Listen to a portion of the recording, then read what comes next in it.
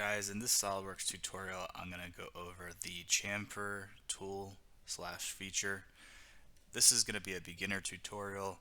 Go ahead, like and subscribe to the channel, how it's designed, and check the links in the description, become a channel member. Alright, so underneath this fillet icon, we can drop down this and select chamfer. This is more of a cosmetic feature on any edge that we can apply.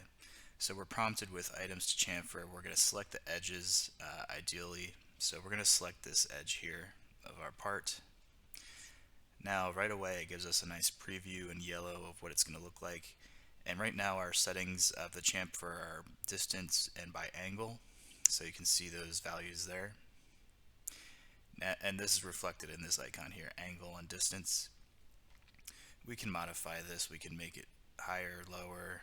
We want to increase it.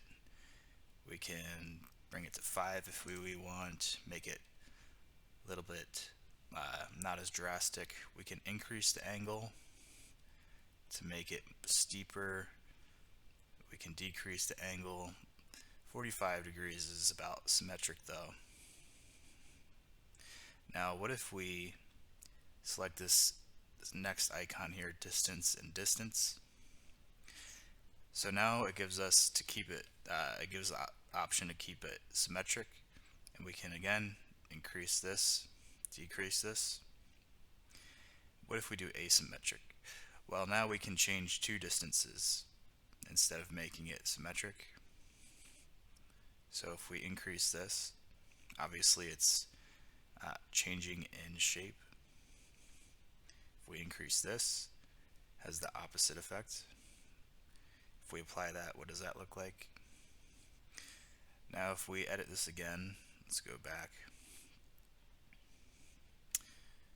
Now we'll go back to symmetric. Decrease this. Let's select this edge again. And let's go back to angle distance. Let's increase this angle and decrease the size of it via distance. We can flip the direction if we want.